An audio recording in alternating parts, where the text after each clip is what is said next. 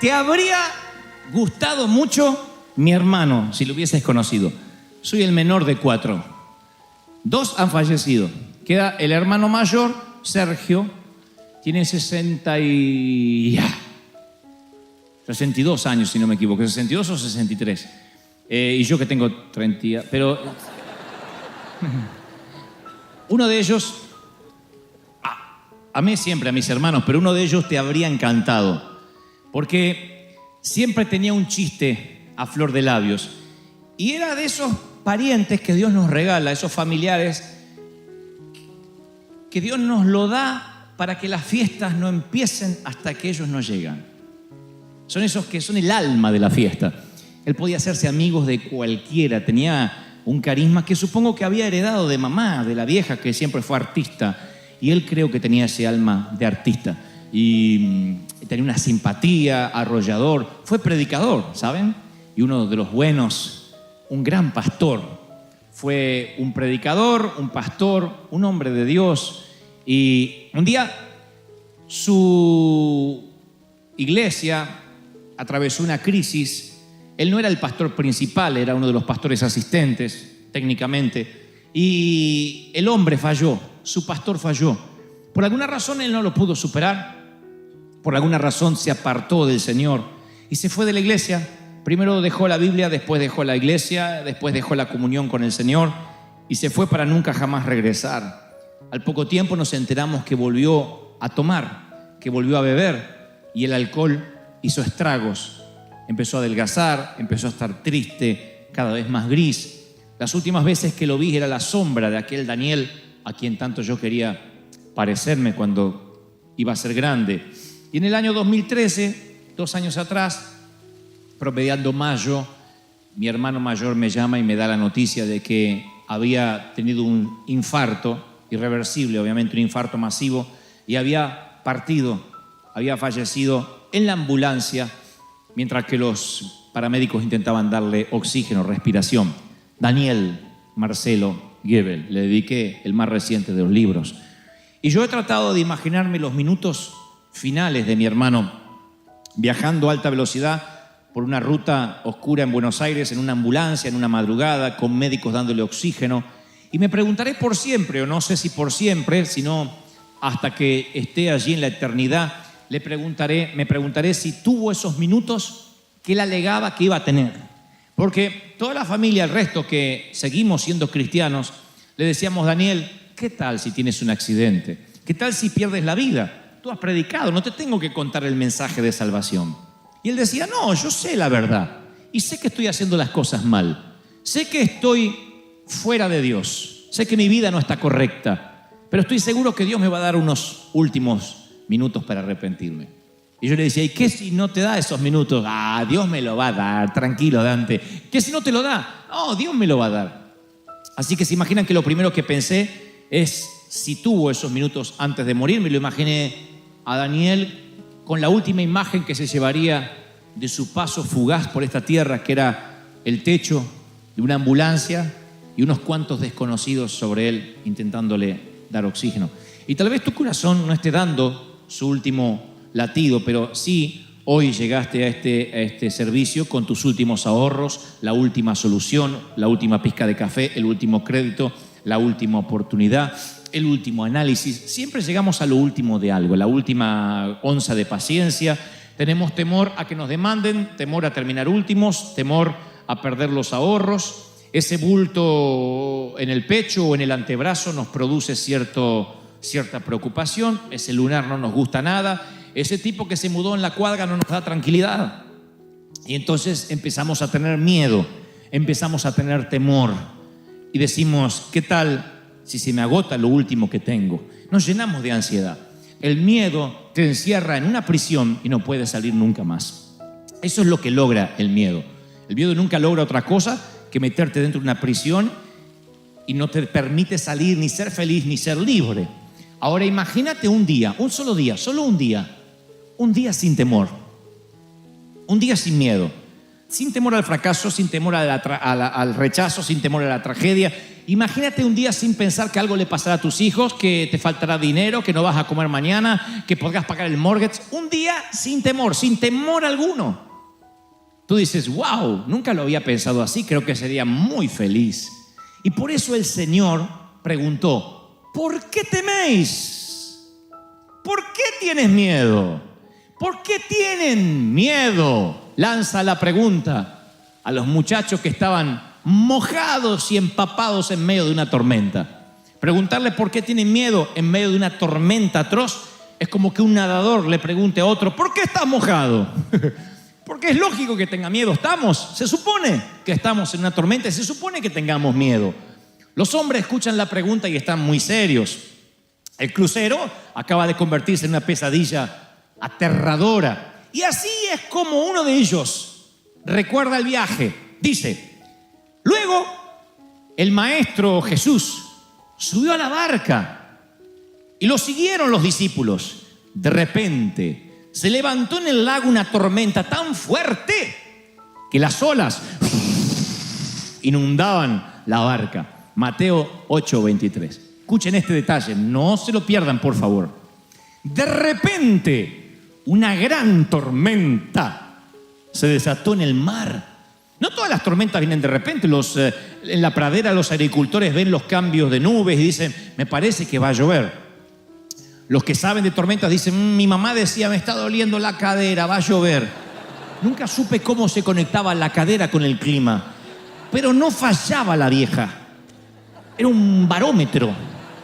Ella decía, me duele la cadera, va a llover.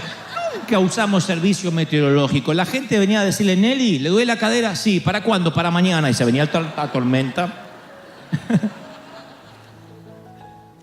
Sin embargo, dice el apóstol, no, que esta tormenta saltó como un león desde el césped, de golpe, agazapada. Y Pedro y Juan luchan, son pescadores. Y el oficio les hace hacer que traten de mantener la vela lo más abajo posible. Mateo es recaudador de impuestos. Mateo trabaja en el IRS. Sabe tanto de velas, barcos y tormentas como yo de japonés, mandarín e inglés. Así que Mateo, el único esfuerzo que hace es por no vomitar o vomitar lo menos posible. La Biblia no dice que haya vomitado. Y él hubiese preferido relatar la historia de la siguiente forma, decir, y Jesús subió a la barca y entonces un arco iris apareció y vieron una bandada de palomas en formación de cruz. Esa hubiese sido una historia poética del Señor. Sin embargo, dice, el Señor se sube a la barca y se levanta una tormenta tan fuerte que las olas inundaban la barca con el Señor arriba. Esto me enseña una lección, señores. Subirse a la barca con Cristo puede implicar que tengas que mojarte con Él. Y no aprender o no entender este principio o este concepto básico nos causará muchos dolores de cabeza. Yo provengo de una iglesia donde se nos enseñó que si tu vida empezaba a tener tormentas es porque te habías alejado del Señor. A saber, por ejemplo, entrabas a la iglesia, mi mamá entraba con el dolor de cadera, que lo único que hacía es hacer un bien en la comunidad porque estaba haciendo el servicio meteorológico para el barrio, y ella decía, me duele la cadera. El pastor decía, no está bien con el Señor. Algo debe estar haciendo mal, si no tendría por qué estar enferma. Y los seguidores de Jesús se enferman de malaria, entierran a sus hijos, luchan con adicciones, se enfrentan temores. No es la falta de tormenta lo que los distingue, sino que Jesús está en medio de esas tormentas. No es que no van a tener tormenta, porque cuando nos enteramos que un misionero fue ajusticiado, o que perdió uno de sus hijos, o que un cristiano tuvo un accidente, decimos, ay, ¿cómo Dios? Pero eso es lo que no entiendo de Dios, si servía al Señor. La Biblia no dice que estaremos exentos de tormentas, pero sí promete que nada nos puede pasar si Él está en la tormenta. Y ustedes dicen, pero ¿cómo no me puede pasar nada malo si les pasa cosas malas? Pero el Señor vuelve a decir, quiero que entiendas lo siguiente, a lo mejor la tormenta es espantosa, a lo mejor la nube se pone tan negra que dices voy a morir, pero nada va a salirse de mis manos ni de mis planes porque yo estoy al control y yo soy el que invito. ¿Lo creen, sí o no? Ahora, dice Marcos agrega unos detalles muy curiosos. Dice, Jesús estaba en la popa, durmiendo sobre un cabezal. El cabezal no es un almohadón mullido, no es un cojincito. Es una bolsa de cuero llena de harina que se usa para estabilizar la barca, que lo suelen utilizar todavía los pescadores del Mediterráneo. Así que estaba con la cabeza durmiendo allí, y esa siesta preocupa a sus discípulos. Y le dicen, esto es lo que le dicen: Maestro, ¿no ves que perecemos? En otra versión dice, ¿no tienes cuidado de que nos morimos? Versión Dante habla hoy, ¿te importa un cuerno que nos vamos a ahogar? ¿No te importa? A mí me suena como esa reprimenda de algunas mujeres que dicen, ¿ves? Nunca cambias. Como si ellos tuviesen un background para decir eso. ¿Ves? El mismo sucio. ¿Ves? El mismo muerto de hambre. Es como que no te importa, como diciendo, ya es la tercera, cuarta vez que te enganchamos que no te importa. No tienes cuidado. Eso es lo que hace el temor. El temor lo que hace es sacar nuestros colmillos. Porque el temor corroe nuestra confianza en la bondad de Dios. Lo erosiona. Nos va drenando nuestra confianza en la bondad de Dios. Nos llenamos de miedo y perdemos el control. Y perder el control es lo que más miedo nos da cuando no tenemos el control de las cosas. Mamá, además de ser madre, esposa, hija y abuela, era controladora de la vida de todo el mundo. Ella podía controlar todo. Todo lo que había en su universo, que era el techo de la casa donde yo vivía, estaba bajo su control. Lo que se iba a comer, el calzón no se cambiaba si mamá no lo disponía. Ahí no se bañaba cuando alguien quería bañarse, si mamá no daba la orden. Y papá entendió eso desde que se casó con mamá. Por eso papá acuñó la frase, no sé, pregúntale a tu madre. Esa era la frase. Papá se declaró incompetente en la causa desde que se casó con la vieja. Dijo, la vieja decide, yo apruebo o desapruebo. Igual no importaba lo que dijera el viejo, porque la vieja era la última palabra. Había hablado Fidel Castro en Cuba cuando mamá hablaba. Esa era mamá. Una persona así puede manejar un automóvil, un submarino nuclear y pilotear un avión, un cazabombardero, pero nunca tenerla de copiloto porque te enferma, aunque seas un monje tibetano. Te enferma. Mamá mantenía una charla conmigo, con mi hermano, y le decía, cuidado viejo, dobla viejo, pone la luz de giro. El clic, la baliza, por favor. Cuidado, esto, frena, está frenando el de allá. Date vuelta, dobla. Para acá no. Mi papá nunca necesitó un GPS. Mamá le decía, dobla derecha, a la izquierda, 3 cuadras, me duele la cadera, va a llover. Todo. Mamá era una controladora, una enferma del control. Entonces papá ya se había acostumbrado, que ella manejaba y hacía todo, y dobla cadera, ella hablaba, todo, quería controlar todo. Un día le manoteó el volante al viejo. La única vez que vi a mi papá enojado. Le agarró el volante y dijo, acá, no me toques el volante. Ni a mí me defendió así mi papá en la vida cuando le tocaron el volante. Hasta ahí llegó la vieja, porque la mamá sabía que mucho no podía tampoco estirar el elástico. Hasta ahí llegó, dijo, epa, nunca más le tocó el volante, pero igual, por telepatía se lo manejaba así. Y él doblaba. Mamá nunca hubiese podido subir un avión. Porque en el avión, aunque es el medio de transporte más seguro, no tenemos control de nada. Nos quedamos allí, nos ajustamos el cinturón, no hay control de nada. Vas así, y uno no puede ver el piloto. Mamá lo que hubiese hecho. Mi mamá, miren, yo creo que ni Al Qaeda hubiese logrado lo que logró si mamá estaba en ese avión. Mamá hubiese tenido el control de todo. Cuando perdemos el control nos llenamos de temor. Perdemos el control de la salud. Perdemos el control de las finanzas. Mientras tengamos un poquito de control, la fe no es tal. La gente dice, no, yo sé que Dios me va a sanar. Aparte me dijo el médico que con este medicamento, con esta quimio me voy a sanar. Yo sé que Dios está conmigo porque aparte me lo dijo el contador, que no todo está perdido, que puede arreglar todavía los papeles. Mientras que haya una esperanza de que todavía tengo el control, no tenemos temor. Pero llega un momento en que llega la carta del banco y te dice que estás fuera, que eres historia, 5 días para desalojar. o el diagnóstico. No podemos hacer nada. Vaya a casa y pase los últimos días con su familia. O el día que nos enteramos de que el amor se fumó. O el día que nos enteramos que finalmente lo que temíamos ocurrió. Y no hay esperanza. Y cuando se acaba nuestra esperanza de control, es allí cuando decimos como las hermanas de Lázaro: yo lo único que quería es que lo hicieras, que sanaras a mi hermano, pero no estuviste aquí. ¿No ves que mi hermano se murió? ¿No ves que perecemos? Y la fe de resurrección es la que abandonamos. Pensamos que el Señor, hasta Dios tiene un límite. Hasta Dios puede hacer milagros, pero bueno, no tan al límite. Y yo recuerdo de mi mamá todas las frases que ella tenía, una detrás de la otra, muchos clichés, muchas frases. Y Jesús le declaró la guerra al temor, al punto tal que él mencionó 125 oraciones en modo imperativo, de las cuales 80 tienen que ver con no temas, no tengas temor, no te inquietes. Y en toda la Biblia, desde Génesis hasta Apocalipsis, la palabra no temas figura, adivinen, 365 veces. Podría figurar 364 veces si estaría bien, o ¿qué tal 366? Pero solamente aparece no temas, y es la única frase que se repite 365 veces.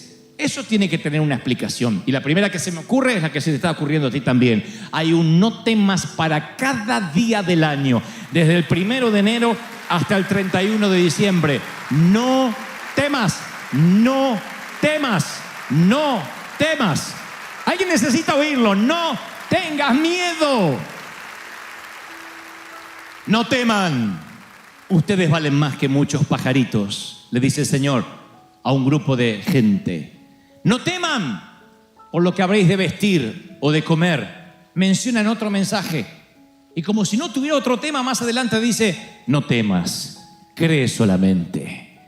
Tened ánimo, soy yo, no temáis. Menciona caminando mientras que se parece un fantasma sobre el agua. No temáis a los que matan el cuerpo. Preocupaos si pudieran quitarte el alma, pero no temas por el cuerpo. Le dice a su grupo íntimo: no temas, manada pequeña, a un anillo más grande, ya es un círculo un poquito más grande, porque vuestro Padre os ha placido daros el reino. No se turbe vuestro corazón, ni tenga miedo, le dice un padre desesperado. Luego hay una gran multitud y dice: y oiréis de guerra y de rumores de guerra, mas ustedes no teman, no tengan miedo. Va a ser un milagro. Jesús se le acerca, lo toca y le dije: levantaos. Y los leprosos, que nadie los tocaba, dice: ¡hey! No teman. Cuando el Señor ascendió a los cielos, si pudieras haber hablado con cualquiera de los discípulos, le preguntarías: ¿qué frase repetía una y otra vez? No será levántate, ni serás poderoso, ni los ungiré. Es: no tengas miedo. ¿Por qué tienen miedo? Hombres de poca fe. Yo estoy en la barca, estoy en tu vida, me veas o no me veas. Y si cuando a la altura de los ojos me tratas de buscar y no estoy, búscame entre los cabezales, quizás esté echando una siesta. Si no estoy en estribor, estaré en la proa, a babor, en algún lado en el barco, pero no me bajo del barco si tú estás arriba, y más si yo te invité a navegar. Yo no me bajo del barco. No tengas temor.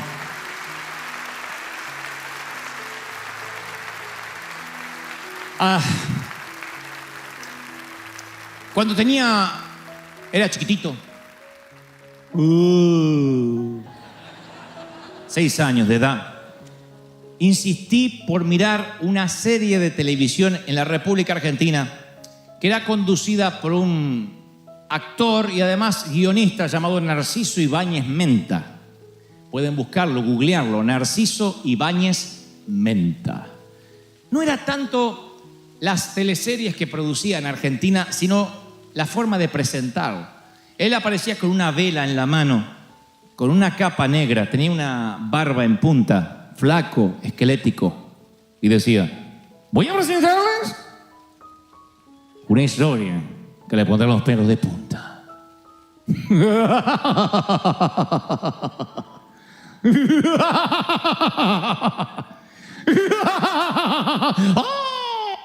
Yo me hacía encima, nunca fui estreñido de vientre por esa serie, por esa. Me orinaba en los pantalones. Lo que vamos a ver ahora es el regreso. Así hablaba. El regreso del monstruo. Hubo una remake de ese regreso del monstruo llamado El Pulpo Negro. Que se trataba de un asesino serial que mataba gente, le dejaba como marca personal un pulpo negro encima del cadáver. Así que un día le dije, papá, ¿puedo ver el pulpo negro? Ni loco. Por favor, déjame ver el pulpo negro. Bueno, mírelo y ya está. Papá, eras muy fácil para convencer. Después de decir 2 o 3 veces, pregúntele a su madre, mamá estaba durmiendo, me dejó ver el pulpo negro. Desde ese día se me abrió un portal a un mundo desconocido. ¡Ay, qué pánico, qué miedo! Terminó el pulpo negro y toda mi casa estaba llena de pulpos negros. Pero eso no fue lo peor, sino la siguiente noche y la siguiente y las subsiguientes y las que vendrían. Porque yo en aquel entonces tomaba leche de noche, un vasito de leche. Y a veces me olvidaba de tomar la leche y tenía que ir hasta la sala, hasta la cocina, abrir la nevera para la leche. Pero yo estaba seguro que el pulpo negro habitaba entre la habitación y la nevera. Así que pasaba por la habitación de papá y decía, pa, quiero leche. Agarre de la nevera. No, está el pulpo negro. Mi papá se armaba de valor sobrehumano. Ese hombre me escoltaba a través del valle de sombra y de muerte. Y en pijama, Porque uno dice, si tengo que enfrentar a un delincuente me arreglo un poco. Él no, en pijama. En pijama iba así y sin miedo al pulpo negro. Abría la nevera, me servía el vasito de leche, esperaba que lo tomara y decía, a la habitación. Primero que me sorprendía de papá, ¿cómo podía dormir cuando había un pulpo en la casa? ¿No ves que morimos? ¿No te importa que nos hundimos? Oh, entendía a los discípulos. Dormía como un condenado mientras que el pulpo merodeaba a los niños de ese vecindario. Y lo segundo, cuando él se levantaba y me daba el vaso de leche, casi sin encender la luz de la nevera era el único testigo de lo que ocurría. Yo miraba a mi papá y decía, ¿de qué está hecho este hombre? ¡Qué valor sobrehumano! ¿Quién es este hombre que aún el pulpo negro le obedece? Y tomaba mi leche. Los discípulos le dijeron, Señor, ¿no ves que morimos?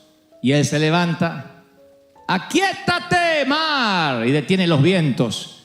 Y los discípulos dicen, ¿quién es este hombre que aún el viento y el mar le obedecen?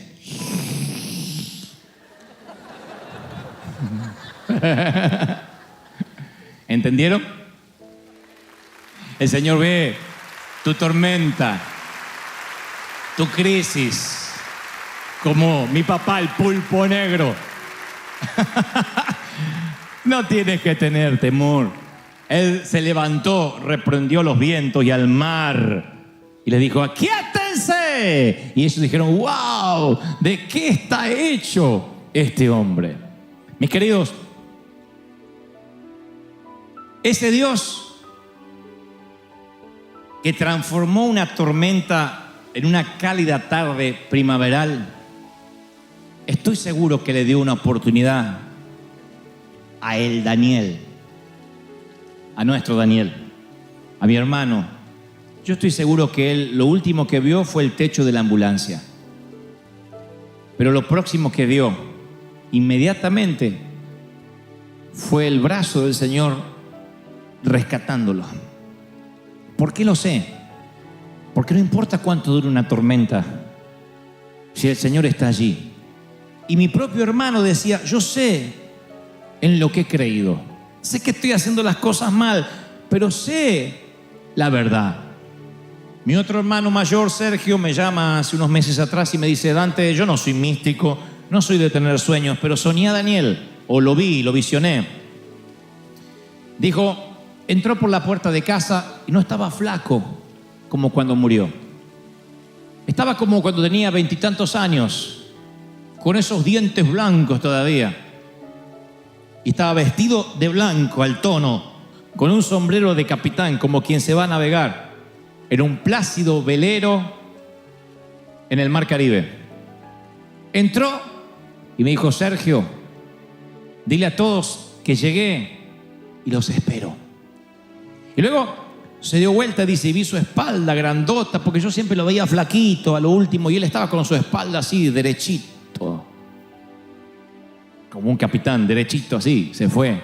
Daniel, tal como yo lo admiraba, como ese gigante que era cuando yo era chiquito. Y cuando me lo contó mi hermano, me conmoví hasta lo más profundo de mi ser, porque le pregunté: Sergio, ¿y se estaba riendo? Oh, sí, Daniel siempre se ríe. No en los últimos años. No, pero sí estaba riendo con ese humor de siempre. Me dijo: estoy bien, los estoy esperando. Por eso estoy seguro que aunque Daniel vivió los últimos años en una tormenta, conociendo a Jesús, conociendo al capitán de los capitanes, estoy seguro que no se hundió. Estoy seguro que en el último minuto, ahí en la ambulancia, le dijo: ¿por qué tienes miedo, Daniel? No tengas temor. Y se fue a casa y me está esperando. Estoy seguro que eso ocurrió, y es mi oración que eso ocurra contigo. Que no te hundas, que no naufragues, aunque la tormenta se haya extendido por años, aunque la metástasis avance, aunque el cáncer esté allí, no te vas a hundir. Te doy mi palabra de honor, que en el último minuto el capitán se despierta y te dice: no tengas miedo. Daniel, no tengas miedo, no tengas temor. Lo que yo pagué con precio de sangre me salió tan caro que no me lo arrebata nadie de mi mano. No tengas miedo.